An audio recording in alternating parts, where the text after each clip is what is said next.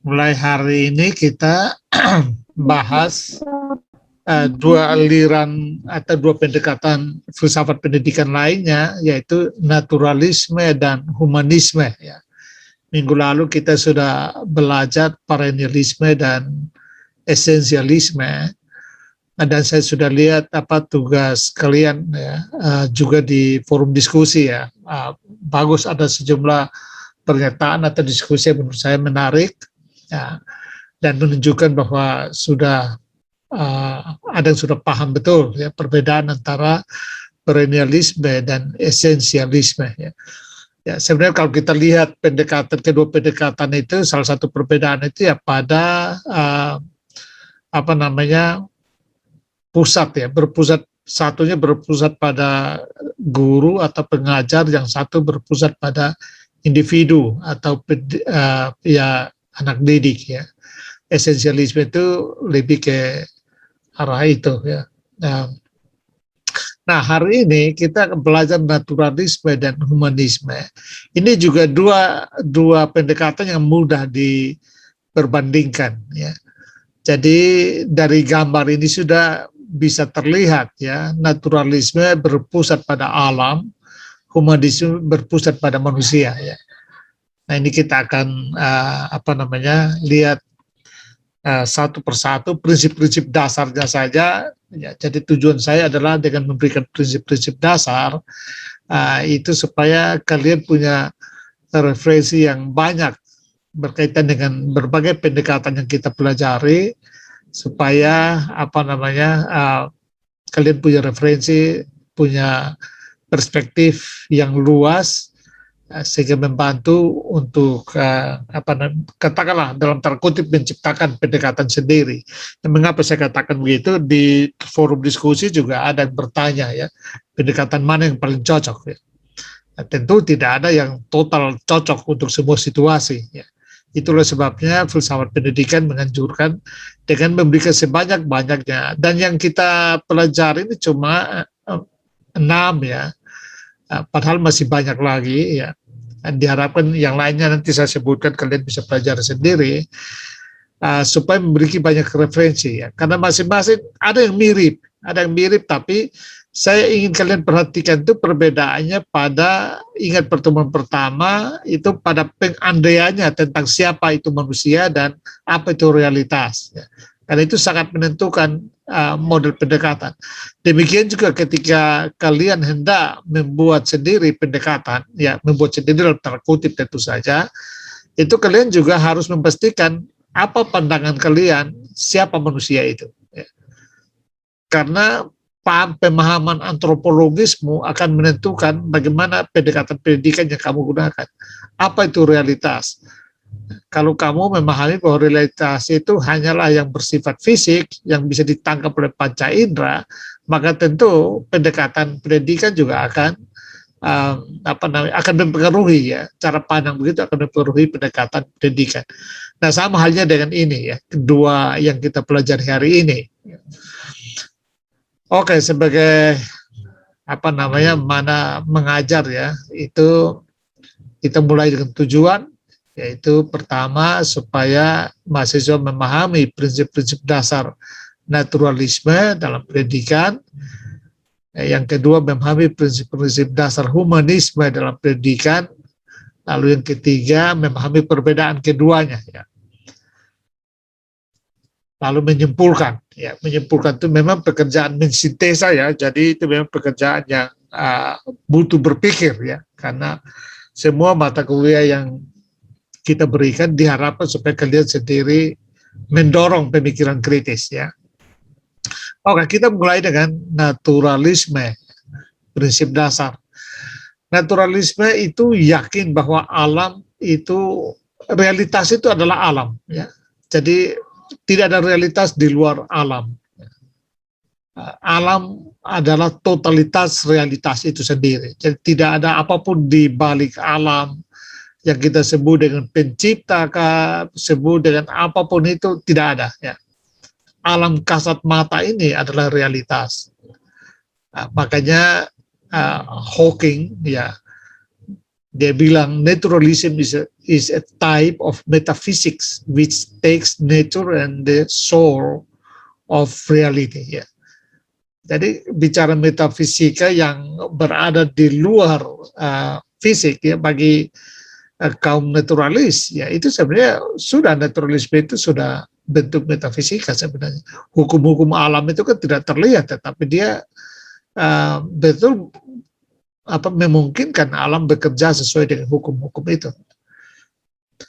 Kehidupan manusia adalah bagian dari skema alam semata-mata ya.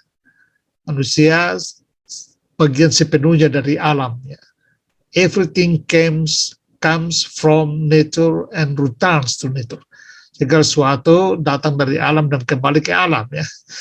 Dalam pemahaman agama kan semua datang dari Tuhan akan kembali ke Tuhan, atau manusia dari debu akan kembali ke debu ya. Nah, dalam filsafat naturalisme ya alam menjadi puncaknya. Jadi segala sesuatu datang dari alam dan akan kembali kepada alam.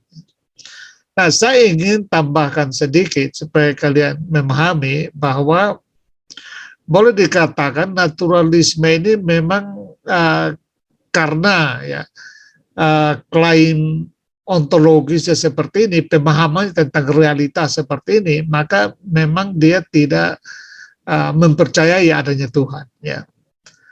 Jadi dia memberikan penekanan pada materi fisik toh. Ia tidak percaya ada spiritualitas atau supernaturalisme, kekuatan adikodrati, ya.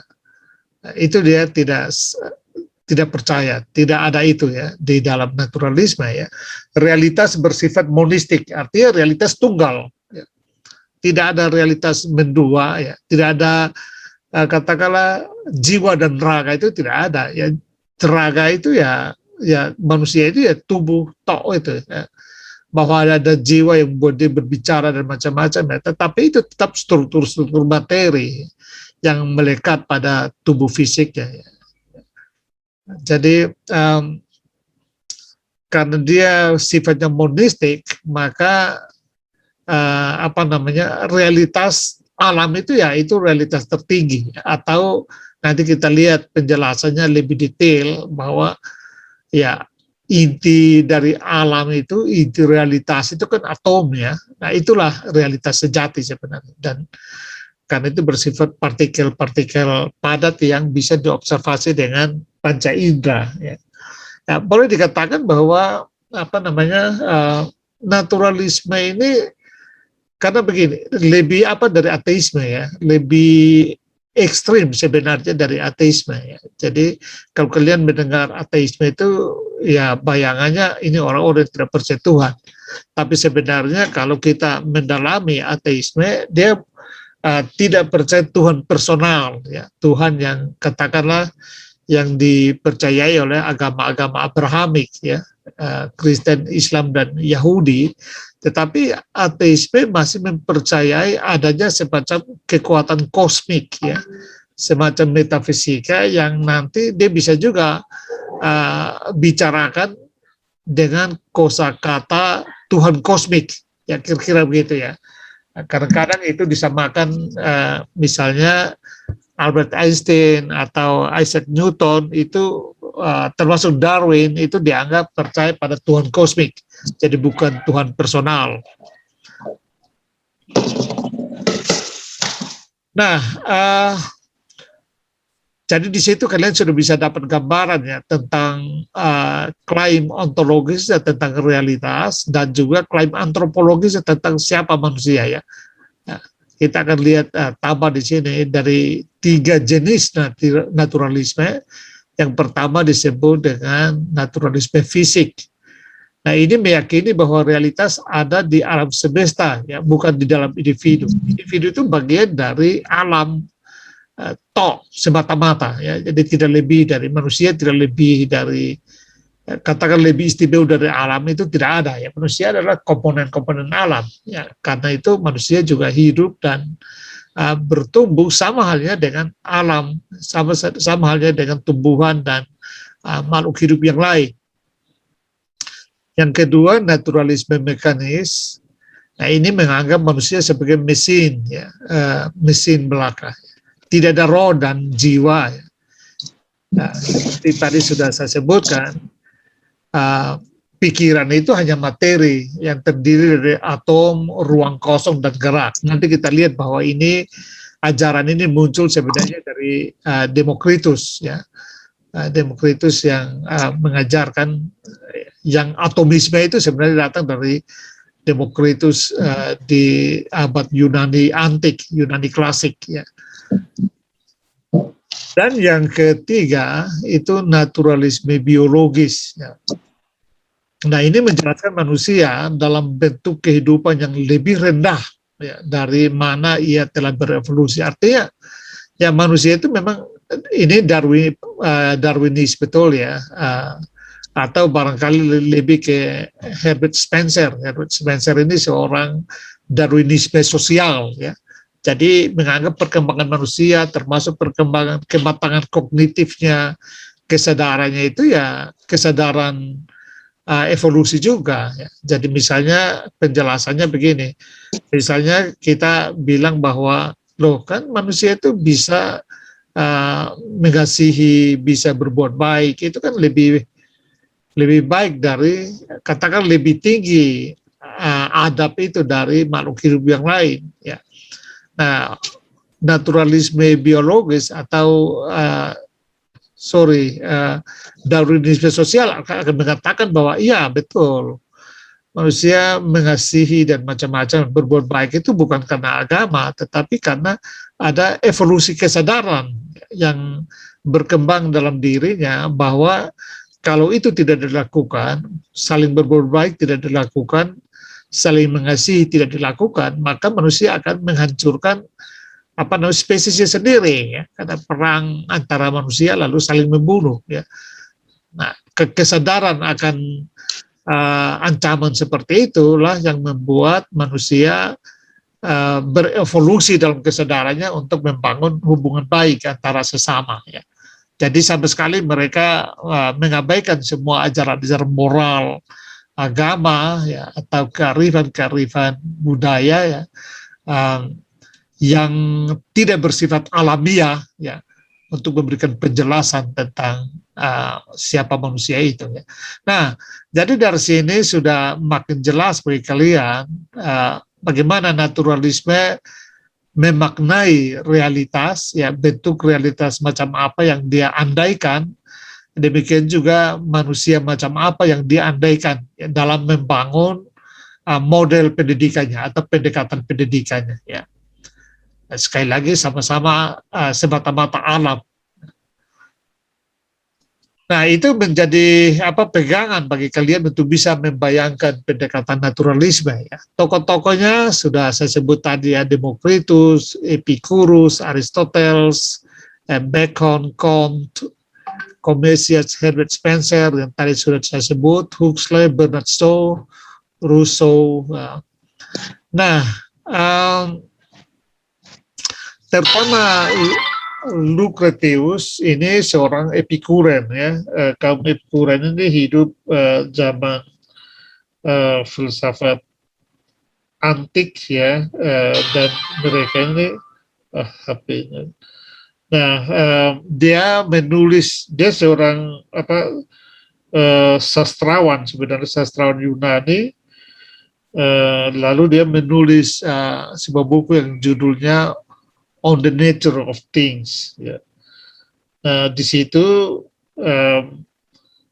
katakanlah dia membangun fondasi dari model pendekatan alam, kembali ke alam itu, ya. Dan banyak, ya, sebagai dasar untuk model pendidikan yang berpusat pada alam, ya, bukan kembali ke alam, tapi model pendidikan yang berpusat pada alam, ya. Kita akan lihat misalnya lain lagi Aristoteles yang dirujuk. Aristoteles ini nanti kita lihat bahwa dia juga dianggap juga menjadi katakanlah bapak atau tokoh dari humanisme juga, ya, filsafat humanisme. Jadi dia naturalisme tetapi juga humanisme ya. Nah, mengapa naturalisme? Karena Aristoteles mengajarkan bahwa manusia itu roh dan raga manusia itu satu. Jadi dia juga tidak percaya adanya kehidupan setelah kematian. Kalau manusia, Aristoteles mengatakan bahwa kan manusia mati, ya sudah selesai, ya tidak ada cerita lagi. Ya. Jadi antara roh dan tubuh itu satu. Manusia itu tidak bisa hidup tanpa salah satunya. Karena itu ya kalau sudah mati fisik berarti jiwa juga ikut mati. Ya. Jadi itulah sebabnya naturalisme juga menganggap dia sebagai tokoh.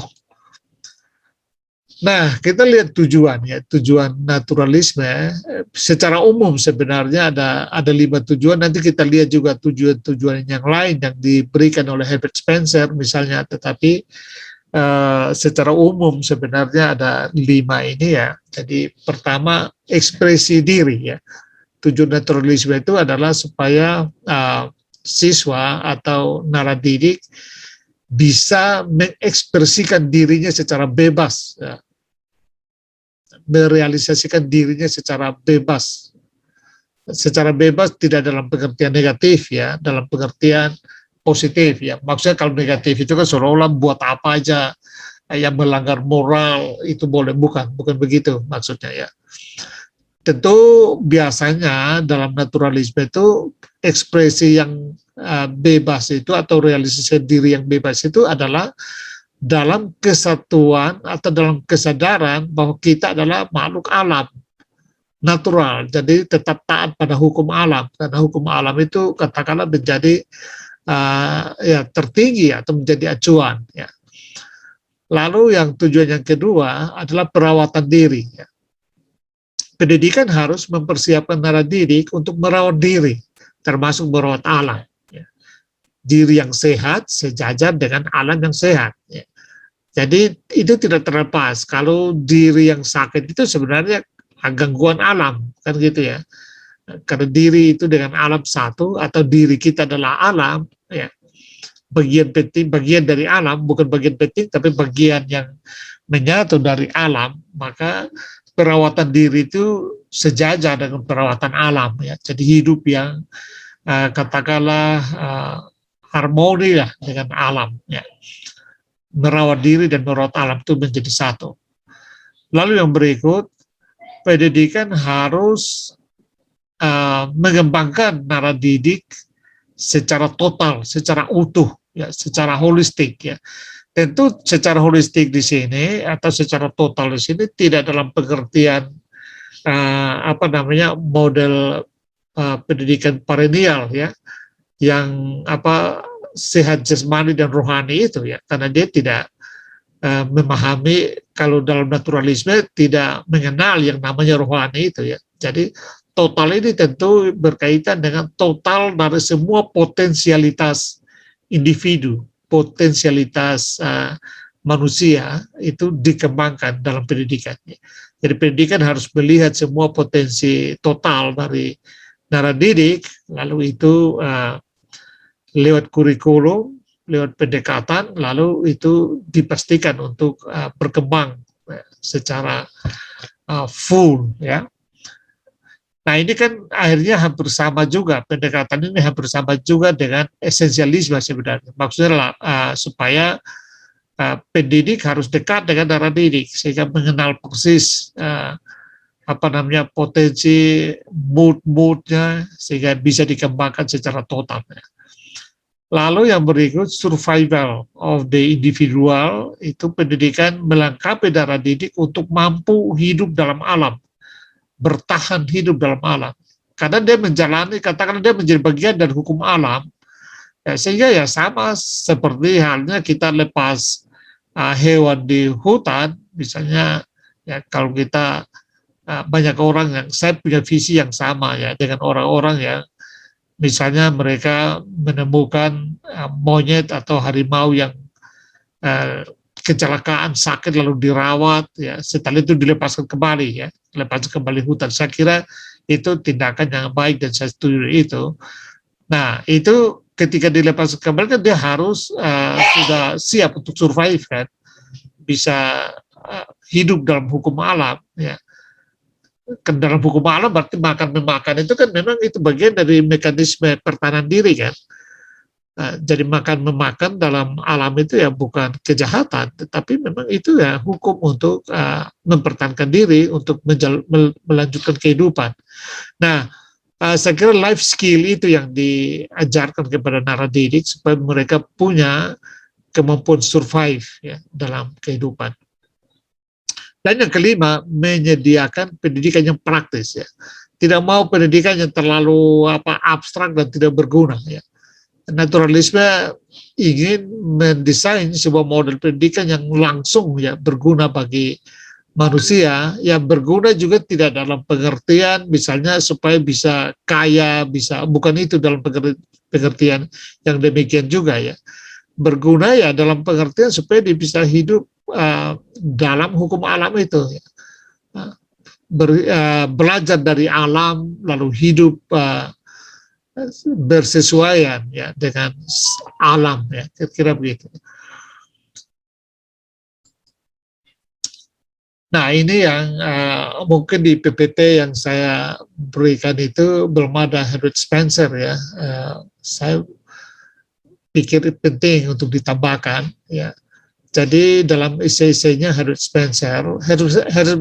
Spencer ini seorang sosiolog ya, tapi dialah yang mengembangkan Darwinisme sosial ya. Jadi betul dia membayangkan organisasi atau masyarakat sama dengan alam ya.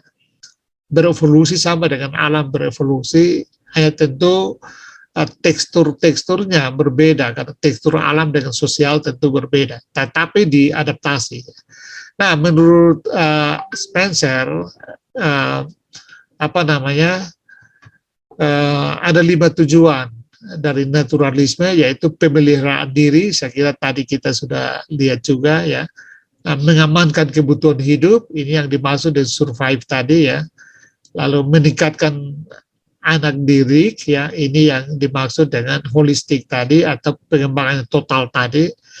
Memelihara hubungan sosial dan politik ya, karena dia seorang sosiolog, lalu dia menambahkan bahwa memelihara hubungan sosial dan politik itu bagian dari memelihara alam sebenarnya, karena sekali lagi struktur sosial politik itu yaitu sistem yang katakanlah mediator dari sistem alam ya. Karena di situ kan mengatur hubungan ya antara orang dan orang, antara fungsi dan fungsi.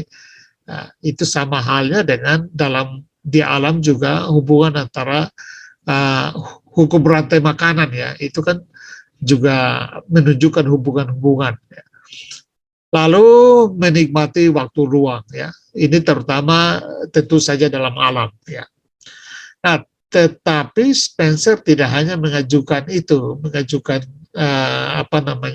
tujuan-tujuan itu. Dia juga mengajukan prinsip-prinsip dan proses dalam pendidikan naturalisme.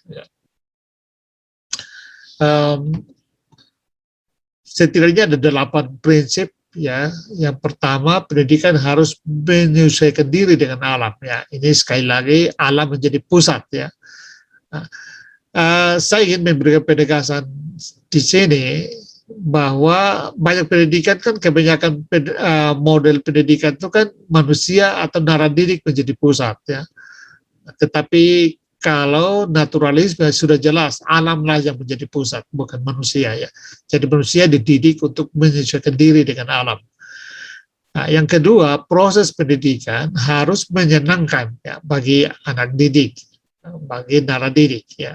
Jadi kalau kalian yang tertarik menggunakan pendekatan ini, ya ini harus entah cara mengajar, metode pengajaran itu harus dibuat sedemikian rupa sehingga bisa menyenangkan naradidik ya.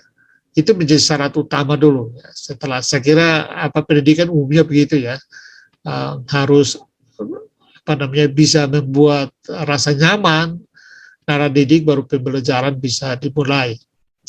Yang berikut, pendidikan harus berdasarkan spontanitas dari aktivitas anak ya. Itulah sebabnya tadi saya katakan bahwa ya dia mirip perennial ya. Jadi sebenarnya pendidik itu menjadi fasilitator ya.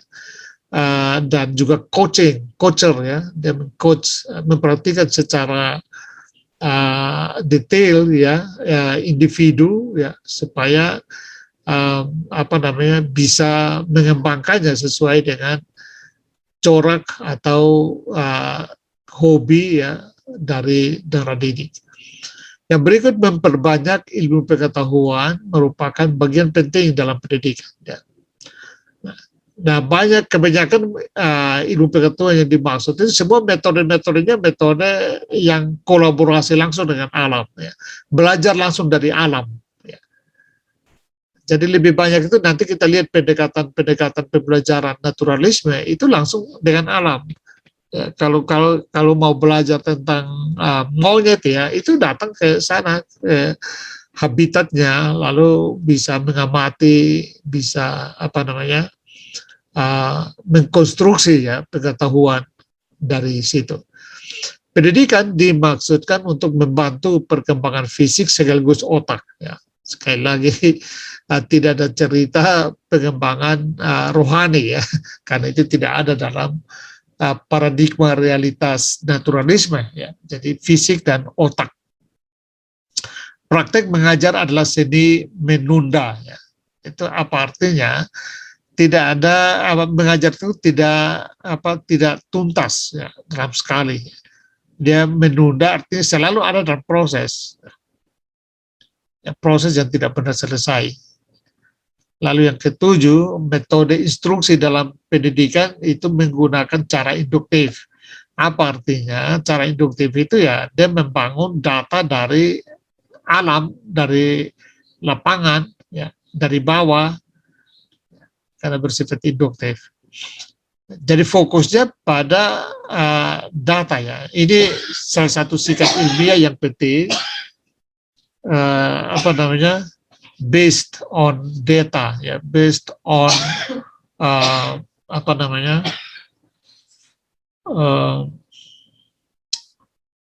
based on evidence ya. Lalu yang kedelapan, hukuman dijatuhkan sebagai konsekuensi alam ya, akibat melakukan kesalahan. Ya. Ya, kalaupun dilakukan hukuman, hal itu harus dilakukan secara sistematis. Ya. Jadi sekali lagi alam menjadi pusat ya, hukuman pun dikaitkan dengan alam. Nah, kurikulum ya, tidak ada kurikulum yang tetap ya.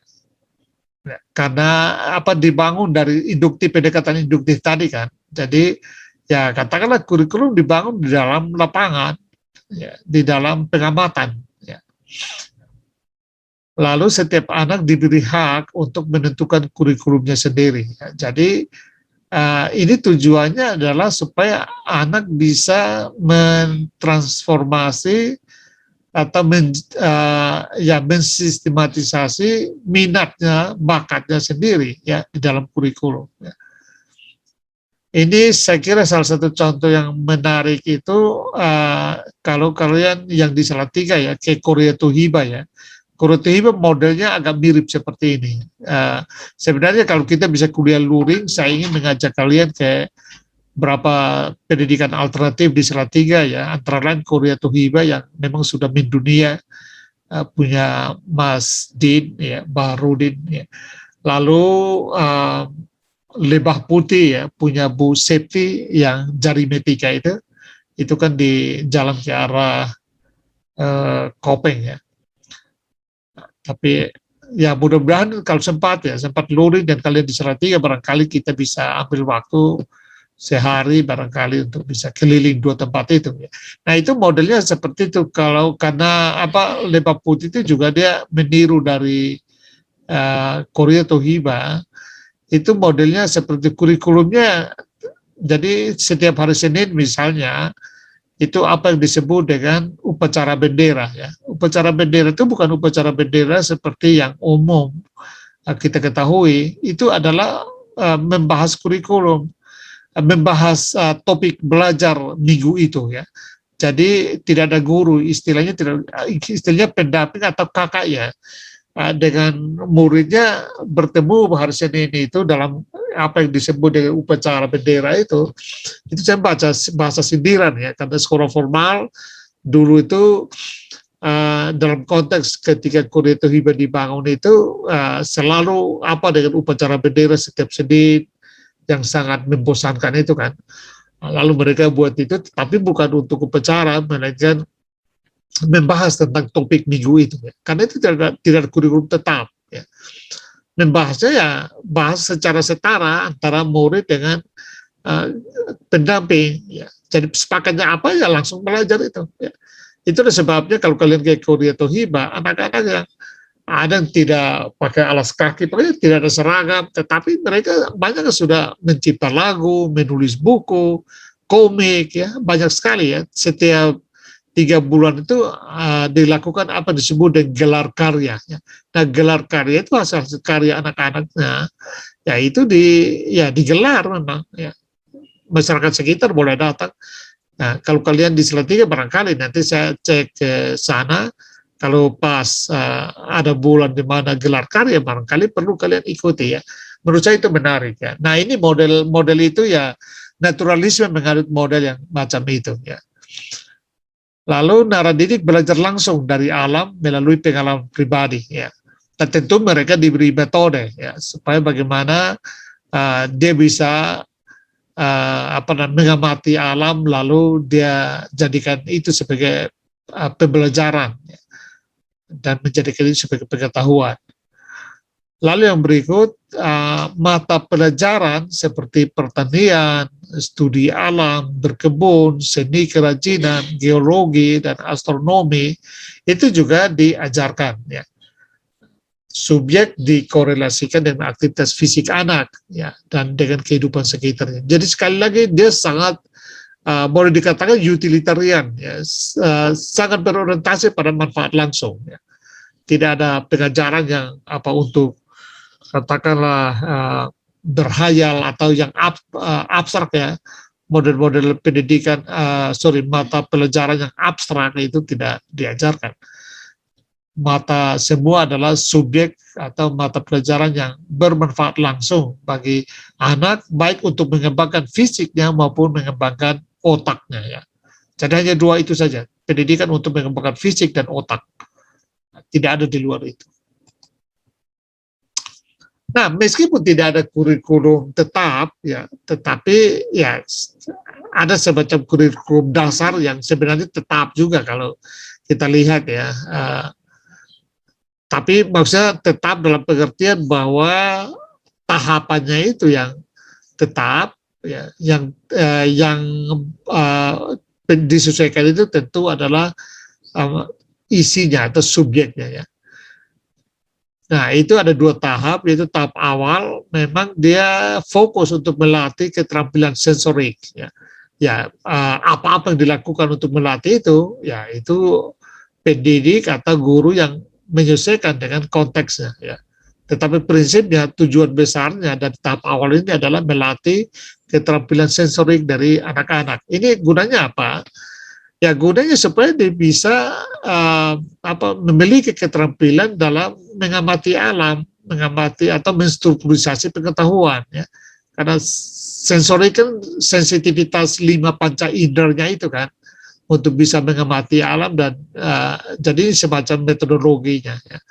Supaya anak-anak punya kemampuan untuk mengamati alam dan menstrukturisasi pengetahuan. Menjadikan pengalamannya sebagai pengetahuan. Jadi tentu bukan mengamati, tadi kita lihat belajar dari alam itu ya harus punya metode ya. Sebab kalau tidak ya tidak ke alam hanya untuk memperhatikan alam lalu menikmati keindahannya, selfie dan pulang, bukan itu ya. Tetapi dia bisa secara terampil mencatat ya gejala-gejala tertentu ya, mengamatinya, menghubungkannya sehingga bisa menjadi pengetahuan. Lalu tahap lanjut itu mencakup fisika, bahasa, matematika, pekerjaan-pekerjaan manual ya, ya tentu bisnis dan pendidikan moral ya. Dan ini juga berkaitan dengan sekali lagi berpusat pada uh, alam atau kemenyatuan dengan alam, harmonisasi dengan alam. Nah, metode pengajaran. Ya. Metode pengajaran itu ya sudah dibayangkan karena berpusat pada alam ya. Gambar ini sudah menggambarkan dengan baik ya bagaimana belajar dari alam ya. Saya kira begini siswa pasti banyak yang tertarik dengan model ini.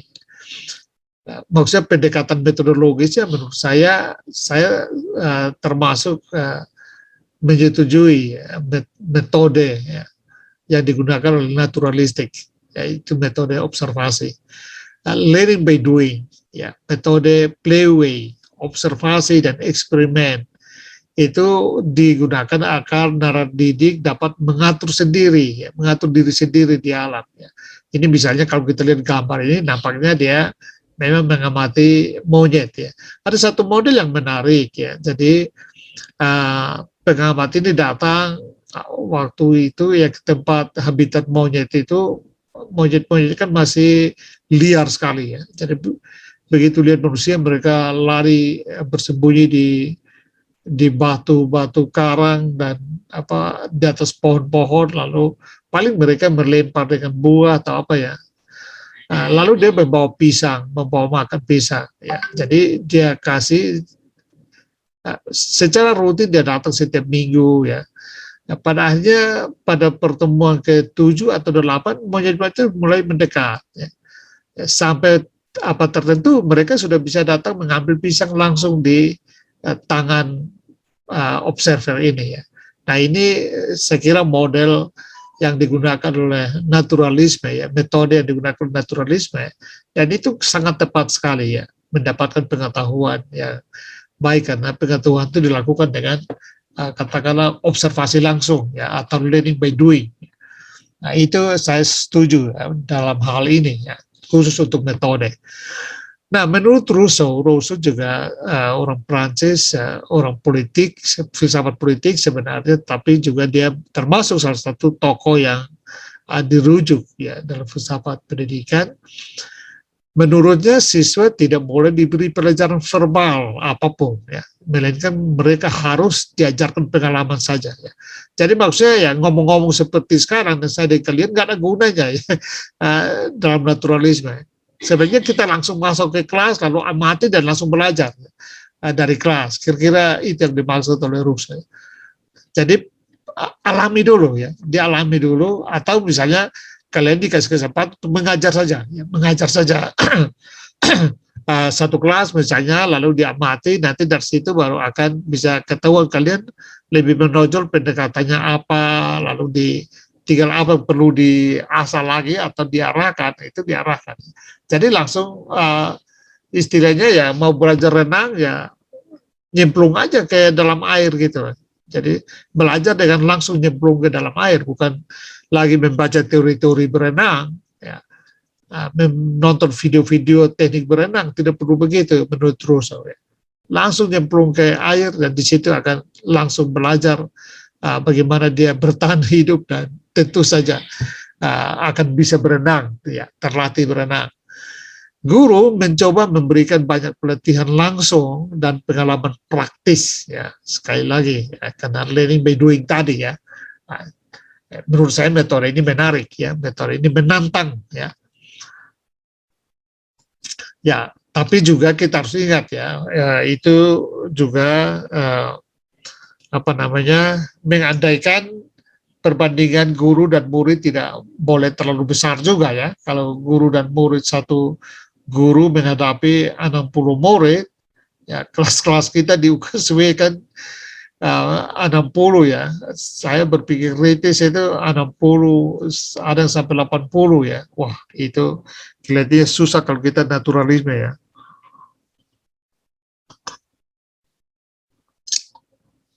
Disiplin. Naturalis itu dia memberikan kebebasan sepenuhnya kepada anak ya untuk melakukan dan mempelajari perilaku tertentu ya. Jadi metode ini memberikan anak minatmu apa, kamu suka apa misalnya. Ya. Lalu itu ya diakomodir, lalu diarahkan untuk lakukan observasi berkaitan dengan apa yang disukai itu. Ya. Nah, barangkali ya kalau dia menyukai apa namanya, katakanlah buat komik atau ingin mengamati monyet atau apapun itu ya diarahkan sesuai dengan minat masing-masing ya. Itulah sebabnya saya katakan kalau perbandingan guru dan muridnya proporsional saya kira ini akan bagus. Tapi kalau menghadapi ya murid yang banyak ya itu saya misalnya dengan 4 kelas kali ini ya, itu maksudnya bisa sampai 200-an. Ya. Kalau menghadapi 200-an, ya saya kira sulit ya untuk menggunakan metode ini. Nah, tidak ada hukuman dalam bentuk apapun. Ya. Dalam naturalisme tidak ada hukuman dalam bentuk apapun juga ya. Karena ini mengalir sesuai dengan alam, hukum alam ya.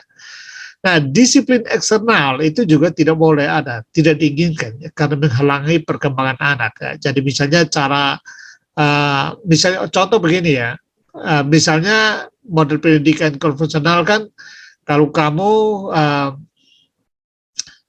pakai sistem juara ya, kamu belajar baik, kamu akan menjadi ranking 1 dan itu dia tidak. Itu kan disiplin eksternal namanya ya. Memaksa orang disiplin dengan cara mengiming-imingi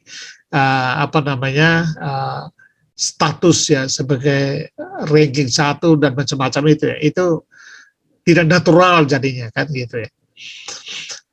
Lalu yang berikut, naturalisme percaya bahwa pendidikan formal adalah penemuan masyarakat yang diciptakan dan bersifat artifisial ya.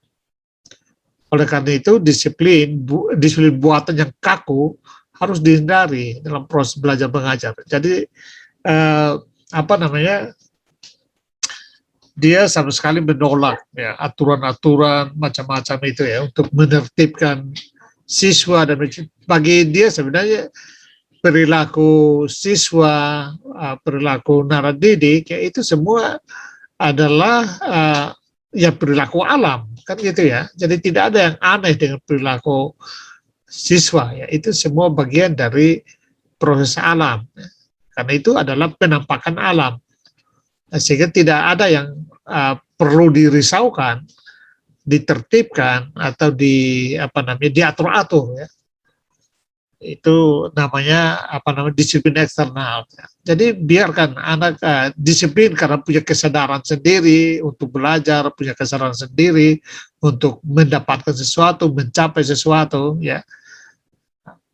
Nah, sebenarnya kalau kita lihat ya, proses ini kalau dia berhasil akan bagus karena kemudian dia membentuk naradidik yang punya kesadaran diri sendiri untuk mendisiplinkan diri ya, dalam rangka untuk katakanlah mendapatkan pengetahuan dari alam ya.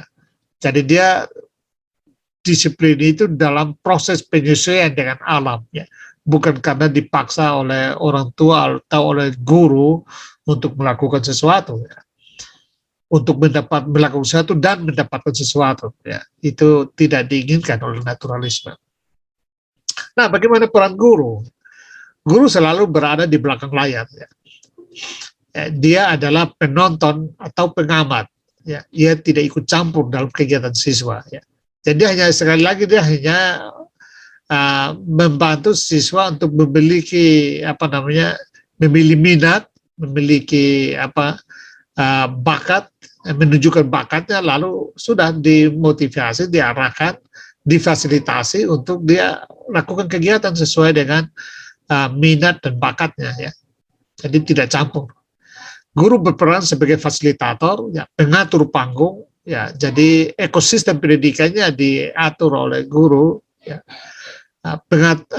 Dan sebagai pemasok materi dan kesempatan. Ya. Jadi tentu dia melengkapi siswa dengan materi-materi yang kira-kira dia butuhkan berdasarkan bakatnya. Ya, supaya dia makin diperkaya untuk mengembangkan bakat dan minatnya ya, minat keilmuan maksudnya ya, minat termasuk minat pengembangan diri dalam pengembangan diri yang dimaksud itu adalah sekali lagi pengembangan fisik dan otak ya. Jadi peran guru itu tidak mengintervensi siswa sebenarnya ya. Dia istilahnya dia mengatur dari balik layar apa namanya ya, bahasa canggihnya ya, ekosistem pendidikannya, ekosistem pembelajarannya yang diatur sedemikian rupa sehingga memungkinkan setiap siswa bisa mengekspresikan bakat dan minatnya apa namanya untuk mengembangkan fisik dan otaknya ya, kira-kira begitu ya. Dan sekali lagi dalam keselarasan alam, alam menjadi objek ya, menata pengetahuan ya. Nah, di sini disebutkan bahwa guru juga berperan memasuk materi. Itu memasuk materi itu juga secara individual ya. Jadi berkaitan dengan bakat-bakat individu pembelajar ya. Jadi tidak ada materi umum karena itu dia harus mengikuti apa namanya memahami betul setiap muridnya ya, untuk memberikan materi yang sesuai untuk dia kembangkan bakat dan minatnya. Oke, sorry. Nah, boleh ini rangkuman ya, rangkuman dari apa nama naturalisme ya. Kalau kita lihat filsafatnya adalah apa namanya model natural, algoritma natural alam ya, dan matematika realisme ya. Jadi ini boleh dikatakan basis filosofisnya ya. Nah, epistemologinya dia menggunakan teori korespondens. Nah, teori kebenaran korespondens itu mengatakan bahwa sebuah pernyataan itu benar kalau dia korespon terhadap fakta ya. Nah, jadi kalau misalnya saya mengatakan bahwa di luar hujan, lalu kita pergi keluar dan benar-benar hujan, maka pernyataan itu benar karena dia korespon ya terhadap fakta. Nah, itu model kebenaran begitulah yang dia apa namanya anut ya, karena ada juga model kebenaran lain seperti kebenaran afirmatif, kebenaran paradigmatik ya, dan ada 5 teori kebenaran ya, salah satunya adalah koresponden. Nah, naturalisme dia menggunakan atau menganut teori kebenaran korespon. Jadi setiap pernyataan itu harus bisa dibuktikan secara faktual, harus merujuk kepada fakta-fakta spesifik ya, sebagaimana pernyataan itu disampaikan ya. Lalu metodenya metode naturalisme ya, artinya metode yang memang ketat pada pendekatan observasi dan bahkan kalau sampai ke perhitungan apa namanya indikator-indikatornya sangat matematis sekali ya. Apa namanya metode saintifik, statistik, ya oke, dan Bayesian inference. Ini semua metode-metode naturalisme. Etikanya juga etika naturalisme dan kognitivisme. Jadi sekali lagi di sini moral, apa yang disebut dengan moral itu juga moral dalam pengertian moral ya keharmonisan alam ya. Jadi bukan moral yang sekali lagi dipaksakan dari luar, bukan moral karena kita secara konvensional menyebutnya sebagai karena apa namanya supaya dapat surga atau apa ya, jangan masuk neraka.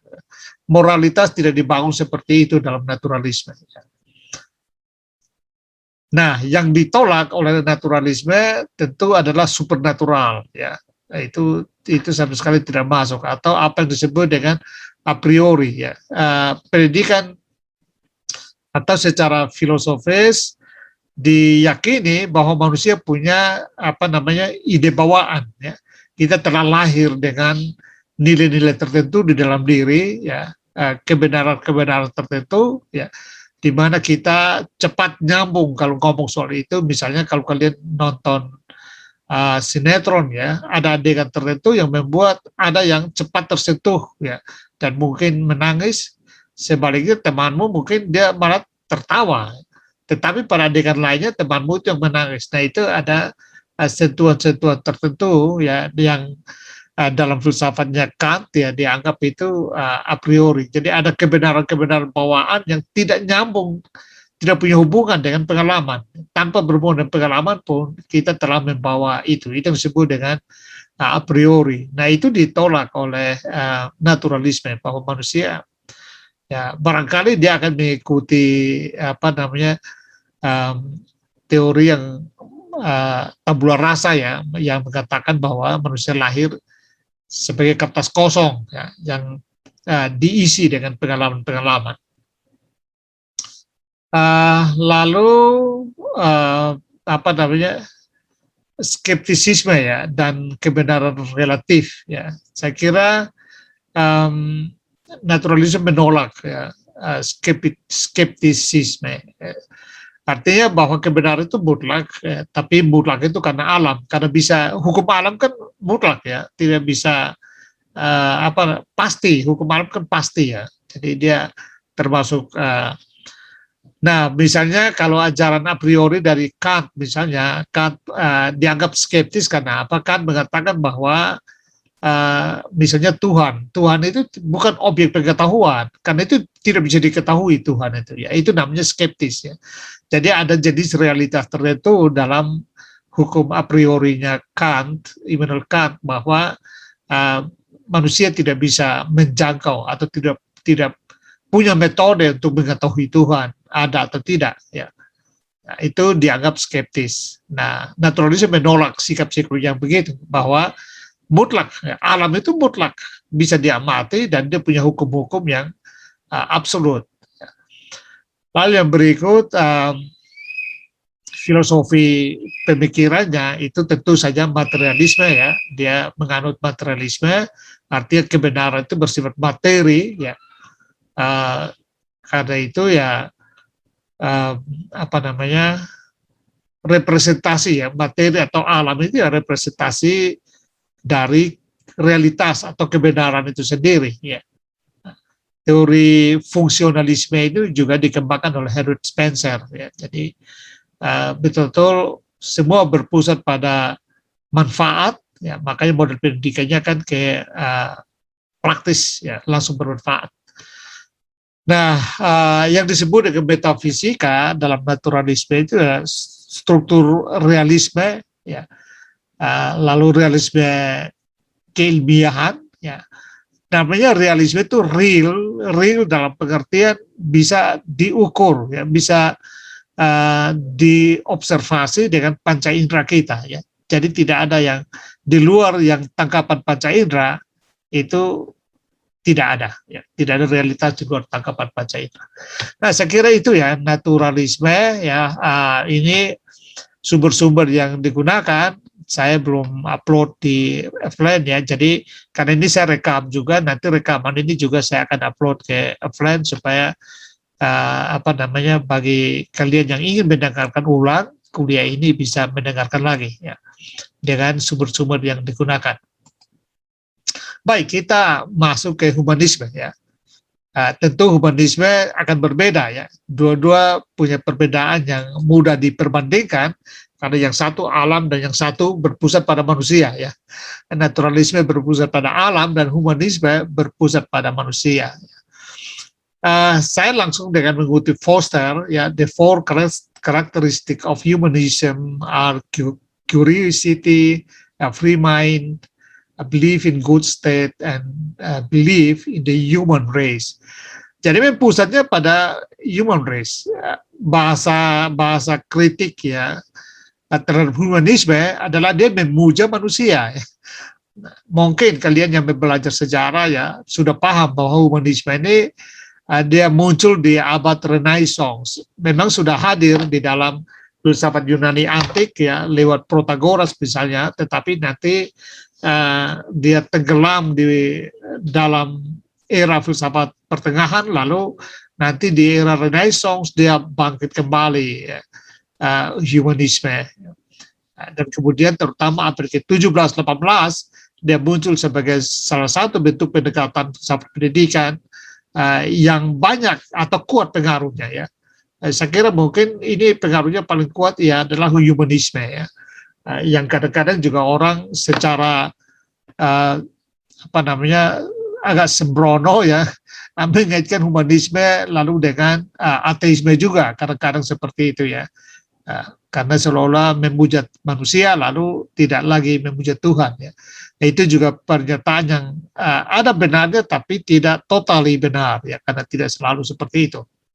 Beda dengan naturalisme, saya sudah katakan tadi, naturalisme jelas ya, dan lebih ekstrim dari ateisme, karena ateisme masih memungkinkan katakanlah Tuhan ya, Tuhan dalam pengertian Tuhan kosmik ya, sesuatu yang bersifat adikodrati itu masih dipercaya oleh kaum ateis. Tentu tidak semua, tapi paling tidak secara filosofis ruang itu ada. Dalam naturalisme sama sekali tidak ada ruang bagi pikiran-pikiran spekulatif tentang Tuhan, roh, apapun itu, kekuatan adikodrati itu tidak ada sama sekali dalam naturalisme.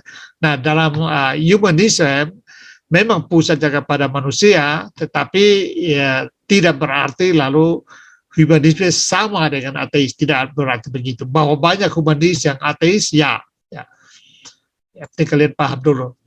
Nah, ada 4 asumsi dasar dari humanism, yaitu free will. Ya, dia sangat menekankan pada free will manusia, ya, free will individu, bahwa individu punya kebebasan untuk menentukan mau jadi apa dia, ya punya kebebasan untuk menentukan bagaimana dia menjalani kehidupan.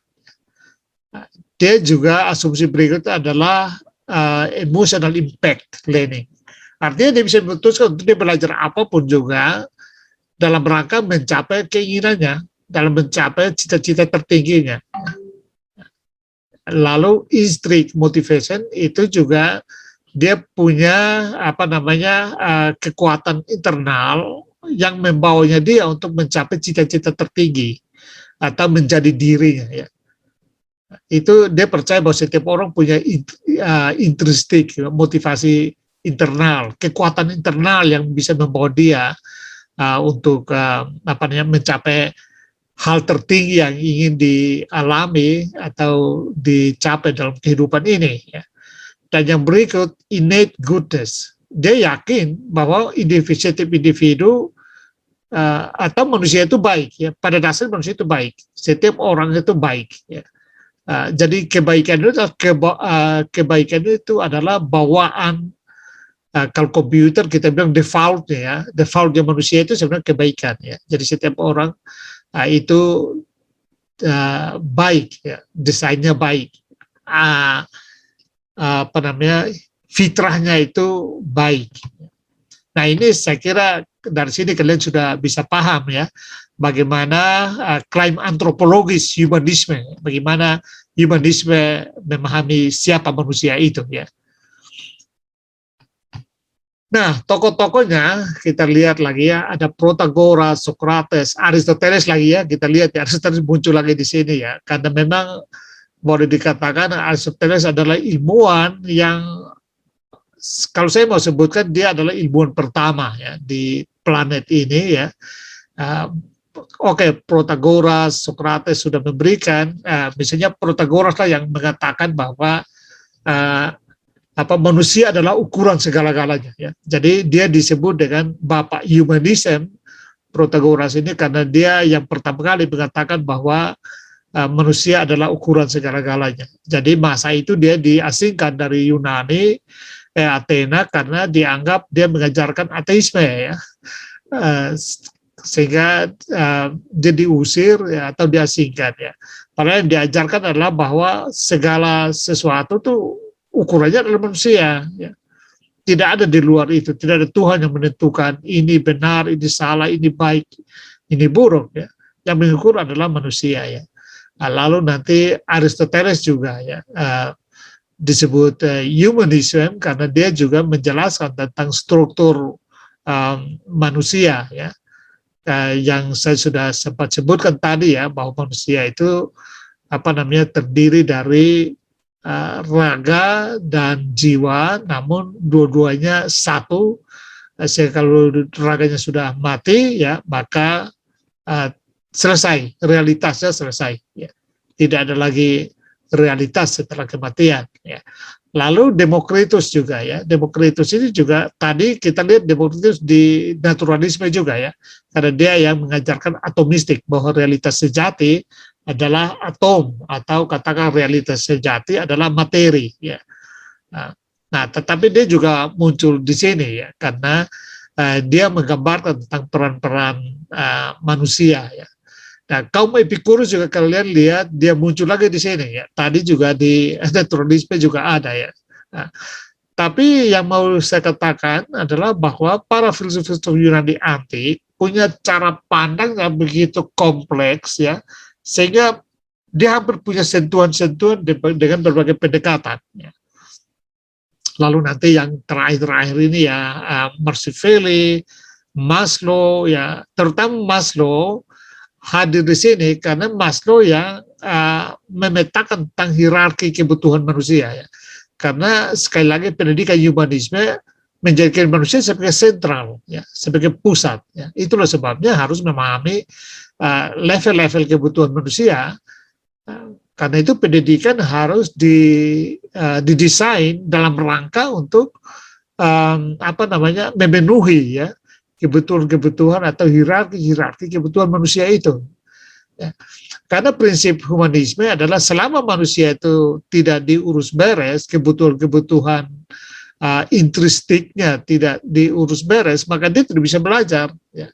Itu kira-kira hal-hal prinsip-prinsip dasar dari humanisme. Ya. Kalau seorang yang emosinya belum diurus beres atau dia masih persoalan dengan makan ya katakanlah kekurangan gizi atau kekurangan makanan, orang-orang tidak katakanlah secara ekonomi tidak beruntung ya, itu harus dibereskan dulu. Kalau tidak dibereskan maka dia belum bisa belajar ya. Jadi humanisme dia berpikir sampai ke kondisi-kondisi, sampai ke level yang seperti itu ya. Kalau Anda masuk ke kelas Anda, lalu ada siswa Anda yang ngantuk-ngantuk atau seperti tidak tenang, kalau Anda seorang pendidik humanism, ya Anda akan langsung dekati dia dan tanya dia, cari tahu apa yang membuat dia seperti itu. Mungkin dia belum makan pagi, ya bahkan mungkin dia belum makan dari malam, ya karena di rumah misalnya memang dari keluarga pas-pasan yang sulit dapat makan, misalnya kayak gitu ya. Nah, sensitivitas dari seorang guru humanisme itu dia sampai ke level yang begitu ya. Nah, saya kira ini juga bagus dari humanisme ya. Nah, rancangan pembelajaran dalam humanisme itu adalah prinsipnya adalah memberikan model ya, yang dapat digunakan untuk memperkenalkan siswa pada keyakinan ya, dan nilai-nilai utama dari humanisme yang nanti kita lihat pada slide-slide berikut. Teori belajar humanisme dikembangkan oleh Abraham Maslow ya, tadi saya sudah sebutkan ya, Carl Rogers dan James Burgenthal pada tahun 1900-an ya. Humanisme itu ya terutama merupakan respons terhadap sistem pendidikan behaviorism pada waktu itu ya, dan psikoanalisis dari Sigmund Freud ya. Abraham Maslow dianggap sebagai bapak dari gerakan humanisme ya, bersama dengan Carl Rogers lalu James ya.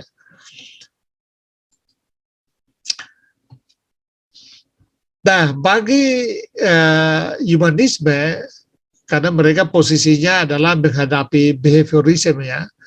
Nah, kritik mereka terhadap behaviorisme adalah bahwa persepsi negatif terhadap ada dalam behaviorisme ada persepsi negatif terhadap siswa ya.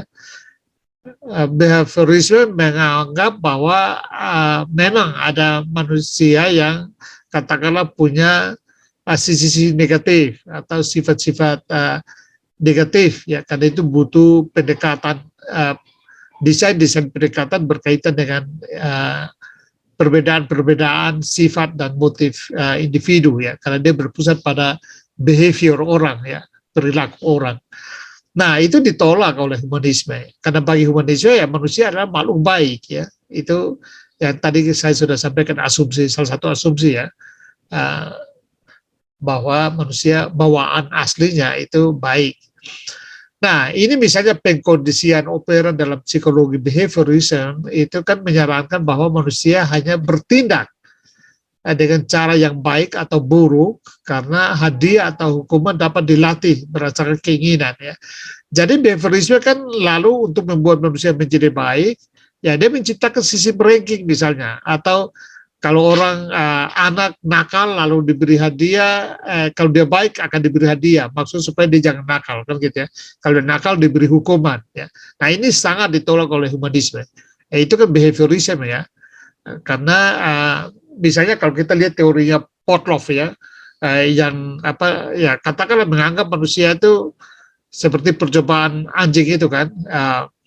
Perilaku anjing yang apa namanya, karena penelitiannya memang di tempat latihan anjing ya, jadi kalau apa namanya perlakuan diberi perlakuan tertentu maka anjing memberikan respons tertentu ya. Jadi berdasarkan filosofi itulah behaviorisme membangun model pendidikannya bagi manusia ya, bahwa supaya dia begini maka dia harus diberi ini, begini dia harus diberi ini ya, katakanlah seperti itu ya. Nah, jadi itu ditolak sama sekali oleh humanism. Ya. Nah, Maslow dan para psikolog humanistik ya, menunjukkan bahwa siswa itu secara inherent baik dan akan membuat keputusan yang baik ya, apabila semua kebutuhan mereka terpenuhi. Maksudnya kebutuhan-kebutuhan dasar ya.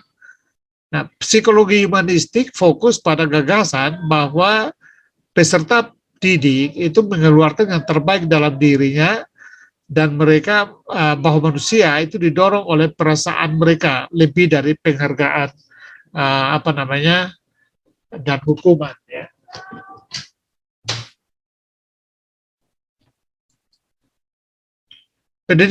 Pendidikan humanistik itu fokus pada masalah emosional manusia ya. Emosional di sini sekali lagi jangan dipahami secara negatif ya. Itu bagian dari keutuhan manusia yang juga menjadi perhatian dari kaum humanistik ya. Guru atau pendidik harus menciptakan lingkungan kelas yang membantu siswa merasa nyaman ya, dan aman agar fokus dalam pembelajaran. Jadi ekosistem pendidikan, ekosistem pembelajaran itu menjadi penting dalam humanisme. Teori pembelajaran humanisme itu meyakini jika siswa kesal, sedih, atau tertekan, atau lapar, maka mereka cenderung tidak dapat fokus belajar. Ya. Jadi istilahnya kebutuhan dasar naradidik itu dibereskan dulu. Ya. Baru pembelajaran bisa jalan ya. Nah, saya ingin memberikan garis besar ya, tadi ini ada sumber yang juga saya sertakan di sini, Anda bisa kunjungi ya. Pengembangan dari naturalisme itu lalu dia menyebut apa yang disebut dengan 10 commitments ya. Jadi ini memang sebenarnya apa namanya sebenarnya sindiran ya dari 10 commandments ya, 10 hukum, lalu dia modifikasi menjadi 10 komitmen dari naturalisme ya. Dari humanism ya. Karena sekali lagi berfokus pada manusia, maka kita akan lihat bahwa 10-10-nya ini ya dia fokus pada pengembangan manusia ya. Jadi critical thinking ya. Critical thinking dikembangkan pada naradidik supaya dia memiliki metode, dia memiliki cara pandang, kekayaan perspektif untuk menstrukturisasi pengalaman ya menjadi pengetahuan. Lalu ethical development, tentu saja humanisme karena dia katakanlah mengutamakan manusia, maka sikap-sikap etis ini kan sebenarnya apa namanya modalitasnya ada pada kebaikan bawaan ya, karena semua manusia pada dasarnya baik, maka puncaknya harus dibangun etikanya ya, sikap etisnya. Lalu peace and social justice ya, itu untuk dalam rangka membangun katakanlah ekosistemnya ya, supaya manusia bisa saling berhubungan secara baik, dan dengan itu lalu bisa berkembang secara maksimal ya. Service and participation itu juga dalam rangka itu ya, saling berhubungan yang berkualitas ya, dan saling membangun. Sikap empati sebagai modalitas untuk membina hubungan yang baik dengan orang. Kerendahan hatian, humility, ya itu juga. Lalu kesadaran lingkungan. Environmentalism ini memang dalam kaitan bukan hanya lingkungan sosial, tetapi juga lingkungan alam ya. Karena itu dia punya kesadaran lingkungan juga ya. Walaupun berpusat pada manusia, tetapi juga punya kesadaran untuk menjaga lingkungan, memelihara lingkungan atau merawat lingkungan. Karena bagaimanapun juga lingkungan atau alam adalah habitat ya, di mana manusia ada ya. Jadi memelihara lingkungan atau memelihara alam itu bukan dalam rangka alam itu, keberlanjutan alam itu sendiri, tetapi justru dalam rangka keberlanjutan manusia. Ya, tentu ini berbeda. Bahwa secara teknis dia sama dengan naturalisme dalam hal memelihara alam, ya. Tetapi argumennya berbeda, motivasi filosofisnya berbeda ya. Nah, kalau di naturalisme itu karena ya, alam dan manusia itu satu, manusia bagian dari alam, maka manusia harus memelihara alam. Tetapi dalam humanisme, ya memelihara alam itu karena manusia habitatnya di alam ya. Jadi memelihara alam itu adalah bagian dari memelihara keberlanjutan kehidupan manusia ya. Lalu global awareness tentu saja ini juga bagian dari sebenarnya merawat alam juga, merawat lingkungan juga. Lalu tanggung jawab ya, terutama tanggung jawab ini adalah menjalankan tugas-tugas sebagai manusia ya, dan altruisme ya. Altruisme itu berani berkorban untuk menolong orang, berkorban untuk berbuat baik ya, tanpa menghitung-hitung risiko atau imbalan ya, sikap altruisme. Contoh altruisme yang baik itu kalau kalian nonton misalnya, oke sudah banyak cerita sebenarnya, tapi kita ambil ke Discovery Channel ya, kalau kalian nonton yang paling berkesan saya pernah nonton itu misalnya ada sekelompok kuda yang dikejar oleh singa kalau tidak salah ya, lalu ada anak kuda yang anaknya masih bayi ya, belum kuat lari ya, lalu induknya membiarkan anaknya itu lari depan dan dia yang berada di belakang, sehingga akhirnya dia diterkam oleh singa dan anaknya selamat. Ya, sikap-sikap itu disebut altruisme ya. Jadi altruisme itu sikap berkorban bagi orang lain ya, demi kebaikan ya. Nah itu humanisme ya. Jadi memang humanisme itu menempatkan manusia sebagai puncak ya. Tentu dia tidak mengaitkan itu dengan agama yang mengatakan bahwa manusia adalah makhluk istimewa karena Tuhan ciptakan. Dia tidak kaitkan dengan itu. Makhluk istimewa ya, tetapi karenanya itu dia tidak sampai ke situ. Tuhan ciptakan, dia nggak urus dengan itu ya. Tetapi bahwa manusia itu adalah makhluk istimewa karena hidup itu adalah harus memelihara kehidupan, saling memelihara kehidupan, saling memperhatikan untuk banyak sekali bantuan-bantuan, lembaga-lembaga yang memberikan bantuan ya, itu mengatasnamakan humanism ya. Jadi memang lalu dalam debat-debat ya, diskusi-diskusi itu kaum humanis mengatakan bahwa ya kami tidak kebanyakan tidak beragama, tidak bertuhan, tapi kami berbuat baik ya. Jadi kami lebih fokus pada bagaimana berbuat baik bagi sesama ya, dibanding dengan orang beragama yang menyebut diri beragama Tuhan, tetapi kelakuannya ya kikir ya, menolong orang dan macam-macam, kira-kira begitu ya. Saya juga pernah bertemu dengan orang yang teman di Australia ya, dari Australia yang dia menyebut diri humanism ya. Tapi kemudian ajak ke gereja dia ikut. Lalu saya sampai tanya, loh, kamu katanya humanisme ke gereja? Oh ya, tidak masalah, saya karena kebanyakan dia kerja di Departemen Luar Negeri Australia, kebanyakan kami kalau bawa bantuan-bantuan ke negara-negara berkembang, lalu daerah yang misalnya agamanya berbeda dan mengetahui bahwa kami agama berbeda, itu sikapnya berubah, ya, sikapnya mengambil jarak, ya. Jadi artinya visi kami untuk memberikan bantuan itu menjadi tidak lancar, karena itu lebih baik itu mengaku diri sebagai humanism. Nah, karena dengan itu lalu dia bisa diterima di berbagai kalangan yang berbeda agama sekalipun, ya. Nah, kita lihat ini mungkin sebagai rangkuman, ya. Sifat humanisme tentu saja individual, tetapi bukan individual dalam pengertian egosentrik, ya, karena dia memuja kemanusiaan, artinya individual dalam pengertian bahwa membangun kapasitas individu untuk kebersamaan, ya, lalu consent construct, lalu law constitutionalism, ya, hukum hukum positif, ya, yang membantu manusia itu bertumbuh, kebebasan, ya, kebebasan berekspresi, kebebasan sebagai hakikat manusia, menghargai kesetaraan, social justice, toleransi, saintologis, berpusat pada saintifik juga dia, ya. Jadi tidak bersikap membabi buta tanpa metode-metode. Dia juga sangat menggunakan metode saintifik, sekularisme. Nah, sekularisme itu juga harus dipahami.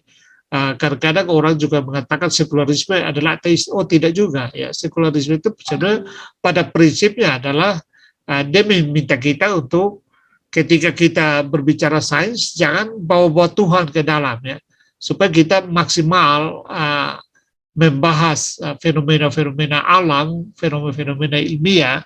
Sebab kalau kita baru bahas sesuatu lalu Anda bilang, oh itu sudah rencana Tuhan, oh itu sudah maksud Tuhan, begitu, ya, tidak bisa diskusi lagi, ya. Artinya membunuh kreativitas berpikir, ya. Jadi itu dimaksud dengan sekularisme, ya. Lalu dia juga menghargai kehidupan pribadi dan publik, ya. Artinya orang, individu, manusia punya ruang-ruang privat yang sangat dihargai, ya, tidak boleh dicampur, tetapi juga ada ruang publik untuk hidup bersama, ya. Jadi betul harkat dan martabat manusia seutuhnya dihargai oleh humanisme, menghargai individualitas, tetapi bukan dalam rangka egosentrisme, melainkan dalam rangka untuk membangun kemanusiaan, ya, sebagai sebuah entitas yang berharga, ya, saling menolong, hidup damai, hidup toleran, dan macam-macam, ya. Saya kira itu, ya, boleh dikatakan humanisme, apa yang diidealkan dalam agama itu sebenarnya terrealisasi dalam humanisme, hanya dia tanpa Tuhan, ya, kira-kira begitu, ya. Jadi menurut saya secara praktis, ya, humanisme adalah praktik, ya, saya kasih tanda kutip, ya, praktik keagamaan dalam kehidupan manusia, tapi tanpa Tuhan, ya. Bahwa orang humanis banyak juga yang beragama dan bertuhan, tetapi secara filosofis itu dasarnya seperti itu, ya. Nah, ini barangkali bisa sedikit menjadi kesimpulan, ya, untuk membedakan. Sekali lagi, ya, naturalisme berpusat pada alam, ya. Jadi metodologinya, observasinya, pusat observasinya, sumber belajarnya itu semua dari alam. Nah, hal berkebalikan dengan humanisme, ya. Metodologinya, sumber belajarnya, semuanya itu ada pada manusia, ya, berpusat pada manusia. Jadi ini dua model yang berbeda, ya, secara ekstrim, baik dari segi klaim ontologisnya tentang realitas maupun klaim antropologisnya tentang esensi manusia. Ini menurut saya menarik. Kalau kalian dalami dua-duanya, lalu kalian bisa membuat rangkuman atau kesimpulan, menurut saya ini menarik, ya. Itulah sebabnya tugas refleksi minggu ini seperti ini. Apakah menurut Anda kedua pendekatan ini dapat diintegrasikan dalam pendidikan atau pembelajaran, ya? Nah, silakan berikan jawaban Anda, ya, dengan argumen tentu saja. Alasan mengapa Anda mengatakan ini atau itu, ya, itu namanya argumen, ya. Supaya sesuai dengan syarat-syarat yang sudah biasa untuk tugas refleksi, ya. Saya kira itu. Mungkin ada yang mau berdiskusi, saya berikan kesempatan. Tanya jawab, saya berikan kesempatan. Saya berharap semua sudah ambil presensi ya, absen ya. Sudah, Pak. Oh ya, oke. Silakan, apakah ada yang mau bertanya? Saya sudah lihat juga diskusi-diskusi kalian di forum diskusi, menarik ya. Ada yang sudah sempat saya balas ya, atau memberikan komentar ya, tapi ada yang belum. Saya minta maaf karena seperti saya sudah katakan ya, kelas-kelas saya mahasiswanya banyak ya. Untuk kelasnya kalian cuma 17 atau 18 ini ya, tapi kelas berpikir kritis itu semua 60 per kelas ya. Jadi saya kira ya, cukup rumit ya. Silakan, apakah ada yang mau bertanya atau kalau belum sempat, tidak masalah, nanti tolong tulis pertanyaan Anda di forum diskusi yang sudah ada itu ya. Dan juga pertanyaan-pertanyaan di forum diskusi tidak harus saya yang jawab ya. Kalau saya pasti baca ya, lalu saya lihat ada perlu saya jawab, akan saya jawab. Lalu saya senang kalau di antara kalian saling menjawab, saling berkomentar. Nanti saya akan lihat kalau saya rasa ada perlu diluruskan, saya akan luruskan. Tapi sejauh kalian berbagi wawasan di situ, debat pun tidak masalah, itu bagian dari pembelajaran. Saya pikir itu akan baik ya. Jangan takut salah dalam hal diskusi, karena yang paling penting adalah mengekspresikan ya pengetahuan, wawasan Anda ya. Salah itu sebenarnya bagian terbaik dari pembelajaran ya. Kalau orang salah lalu nanti dibetulkan, biasanya akan ingat terus kan gitu ya. Sebaiknya kalau Anda memahami sesuatu tidak lewat kesalahan duluan, itu biasanya tidak tertanam kuat di dalam ingatan ya. Tetapi kalau Anda dapatkan pengetahuan itu dengan terlebih dahulu buat kesalahan, memberikan pernyataan atau apa yang salah, itu biasanya malah tertanam kuat dalam pengetahuan. Karena itu dalam hal diskusi jangan takut salah ya. Lakukan saja apa saja. Saya menghargai pandangan Anda, pendapat Anda. Kalau berbeda juga tidak masalah ya. Jangan takut berbeda dengan saya lalu kalian pikir nanti Pak saya marah.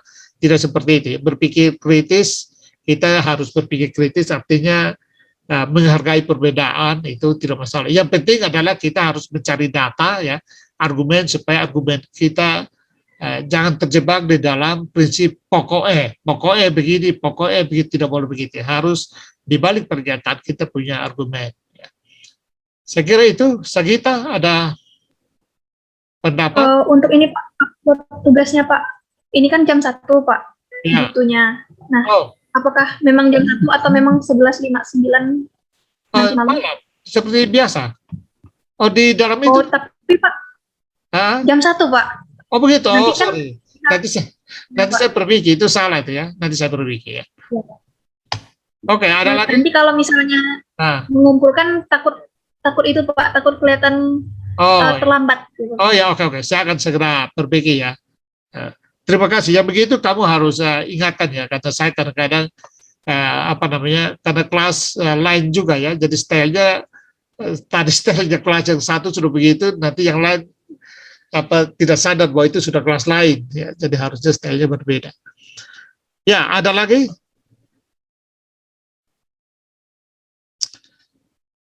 Ya, oke. Ini panjang ya, hampir 2 jam ya, saya kira ya, karena memang materinya padat sebenarnya. Saya minta maaf karena tidak bisa membuat lengkap. Ini materi-materi sangat kaya sekali soalnya. Ya, kadang-kadang bisa belajar humanisme itu 1 semester tok sebenarnya. Lalu belajar naturalisme 1 semester tok juga ya. Nah, tapi ini bayangkan dalam 1 kali pertemuan dua-duanya disampaikan, memang ini tidak mudah ya. Nah, karena itu saya kasih prinsip-prinsip umumnya saja ya. Saya berharap itu paling tidak menjadi bekal bagi kalian ya untuk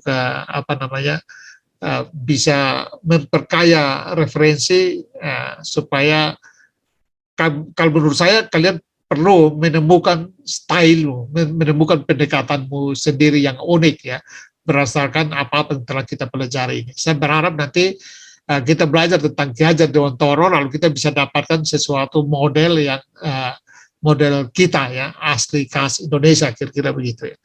Karena beliau menjadi Menteri Pendidikan kita yang pertama setelah merdeka ya. Jadi saya kira salah satu pendidik besar kita itu adalah Ki Hajar Dewantara. Ya, kalau tidak ada, saya kira kita akhiri. Tapi walaupun begitu, saya tetap ingatkan supaya keaktifan kalian di dalam forum diskusi ya. Jadi kerjakan atau ajukan pertanyaan atau debat di forum diskusi. Demikian saja, saya kira terima kasih untuk perhatiannya. Maaf kita tadi terlambat 15 menit dan ada hambatannya internet saya yang bermasalah barangkali ya. Kita bertemu minggu depan ya. Saya akan perbaiki jam deadline tugas ya supaya kalian bisa mengumpulkannya ya. Terima kasih ya, Tuhan berkati dan selalu jaga kesehatan. Kita jumpa. Terima kasih Pak. Selamat pagi. Terima kasih Pak. Terima kasih Pak.